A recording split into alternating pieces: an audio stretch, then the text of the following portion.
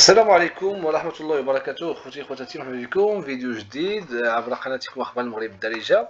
غنجاوب في هذا الفيديو هذا القصير على واحد التساؤل مطروح ديال بعض الاسر اللي ما استافدوش من المنحة، يعني الدفعة الثانية. ملي كيدخلوا الحساب تاعهم كيلقاو مثلا هنايا الدفعة الاولى 500 درهم، الدفعة الثانية ما كايناش، وكيتسائلوا علاش هذه القضية. اذا اخوتي باش نجاوبكم باختصار أن أسباب توقف الدعم الاجتماعي المباشر هما ثلاثة الأسباب. السبب الأول هو أن المؤشر الاقتصادي والاجتماعي يعني ارتفع على 9.74، يعني المؤشر تاعكم طلع. إذا طلع المؤشر راه الدعم غادي يتوقف.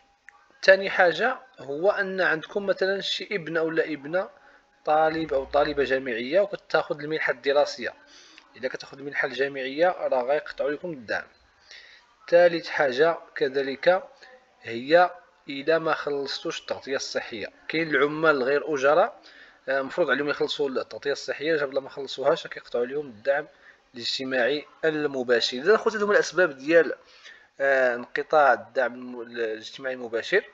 فقط جواب على الناس اللي عندهم المنحة الثانية ما وصلتهمش وكيتساءلوا على هذا التساؤل. كما قلت لكم ثلاث الاسباب. اول حاجه اذا كان عندكم شي ابن ولا ابنه كياخذ المنحه الجامعيه. ثاني حاجه المؤشر ديالكم طلع على 9.74.